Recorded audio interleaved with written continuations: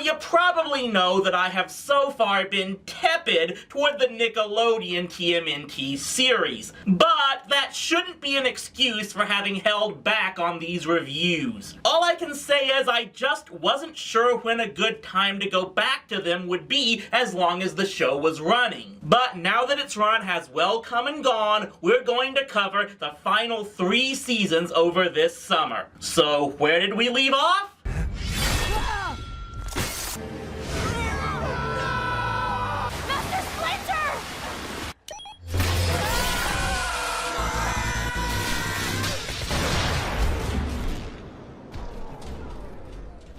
Oh, yeah.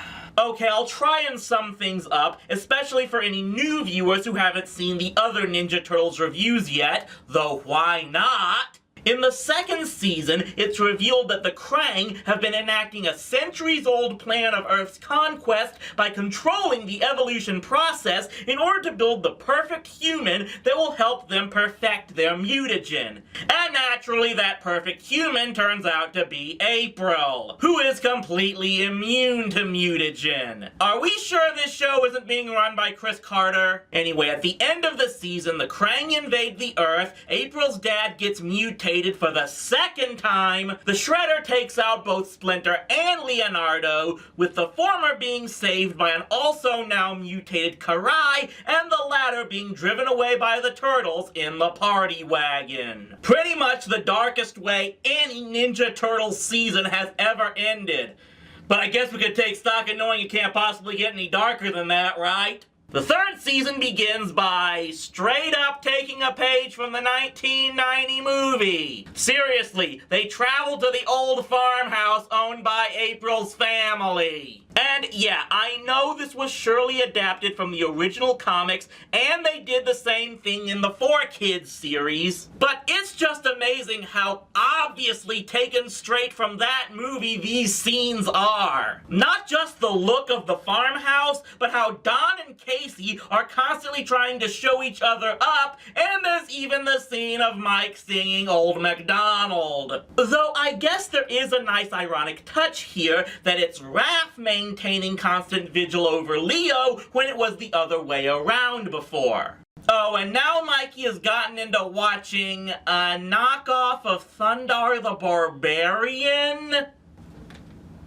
Anyway, Leo eventually recovers, but suffered damage to his vocal cords, which is basically the best reason the writers could come up with for why he sounds different after Jason Biggs left the role near the end of last season and is now replaced by Seth Green. After they encounter a swamp monster that sucks mutagen like a vampire, and a Bigfoot being chased by a hunter voiced by Jesse Ventura, they eventually find a Krang ship under the farmhouse that holds what looks like April's mom, but of course is some Krang experiment that just looked like her, mainly to reveal that April has another superpower and can be saddled with even more angst. We also get this show's version of the Punk Frogs, who here are revolutionaries who were trying to overthrow humanity. Except for Napoleon, who of course befriends Mikey. Oh, and Napoleon is voiced by John Heder.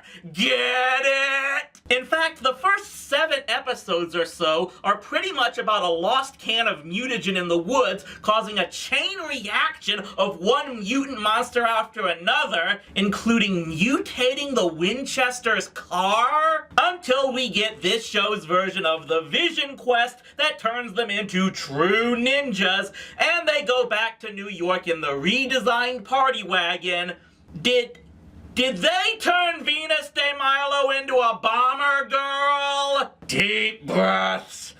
Deep breaths. Of course, they get there and the Krang have complete control of the city, and I was going to make a joke about them just deciding not to expand their invasion to the rest of the world, but yeah, we'll get there. They finally find Splinter, and the next 2 episodes focus on trying to find and restore Karai, who is also being hunted by this Russian collector Steranko and his accomplice Zek. Yeah, they appeared back in the last season and I kinda forgot to mention them. Why do I bring them up now? Well, because Shredder eventually mutates them into... Look at me!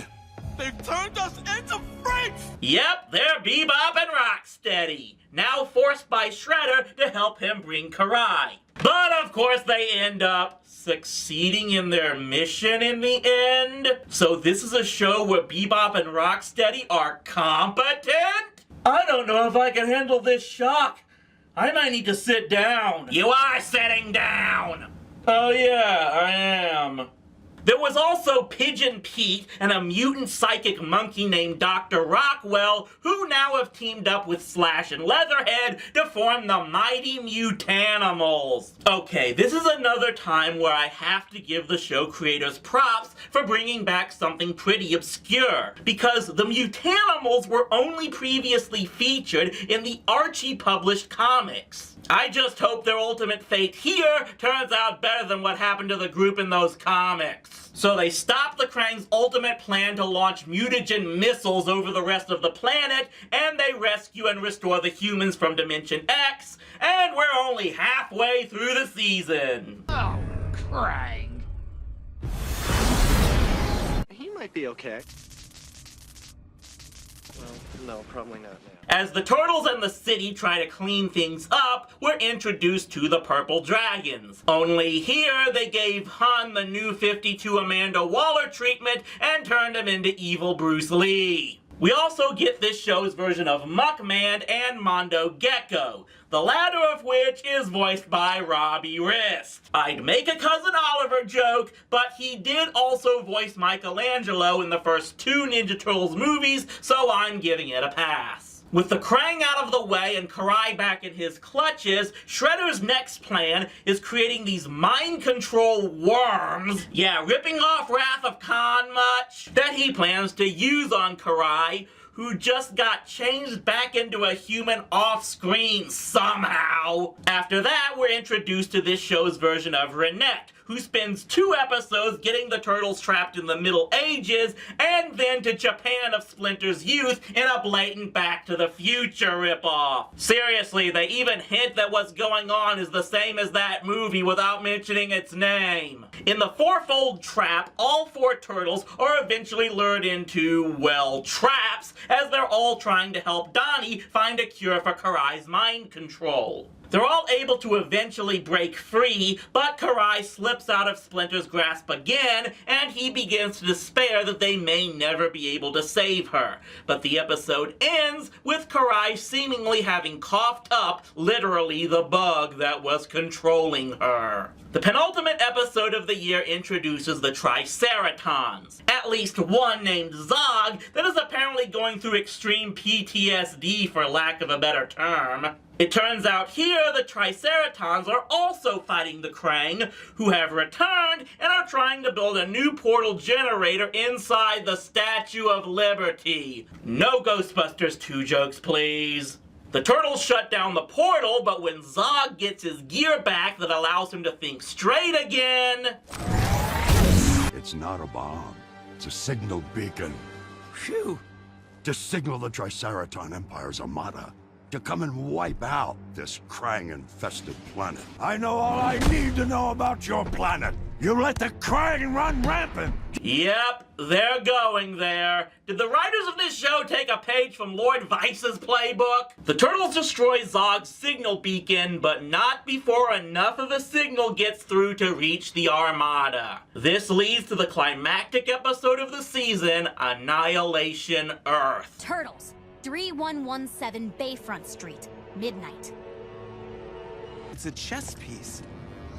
A bishop. Yep, Bishop makes his debut in this episode, only here, he's a Krang as well. Or rather, part of a Krang defection group called, you guessed it, the Utroms. And he reveals that the Krang have repaired the Technodrome and the Triceratons are on their way to Earth. Sure enough, the Technodrome rises from the sea, and the Triceratons arrive shortly thereafter, intent on wiping out the Earth to destroy the Krang. The Triceratons proceed to take out the Technodrome, so the thing goes down about as easily as the one from the first show did. But they they still plan on finishing the job using the same black hole generator the Krang used to wipe out most of their forces. This forces the Turtles to bring in everyone. Splinter, the Mutanimals, Muckman, Gecko, to all try and stop the Triceratons. Unfortunately, things don't go so well as the alien dinos send reinforcements, immobilize the biggest mutants, and take Mikey hostage. With their backs against the wall, Splinter decides they have only one option. We will ally ourselves with someone even more powerful than the mighty Mutanimals.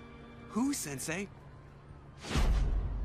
The Shredder. Oh yeah, this is gonna go well. The other three turtles invade the Triceraton mothership to rescue Mike, while Splinter and April get the Shredder and his mutants to aid them in fighting the Triceratons on Earth and taking out the generator. Eventually, everyone gets back to Ground Zero, where it appears it's up to Splinter and Shredder to stop the black hole.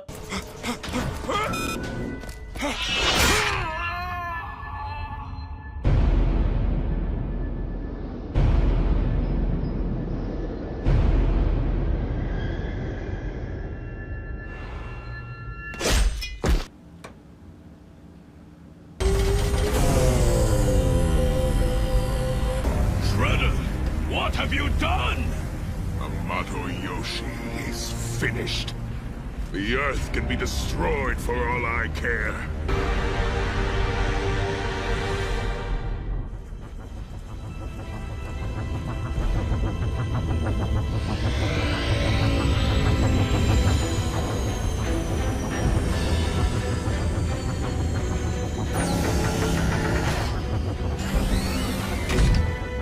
Hurry! We haven't much time!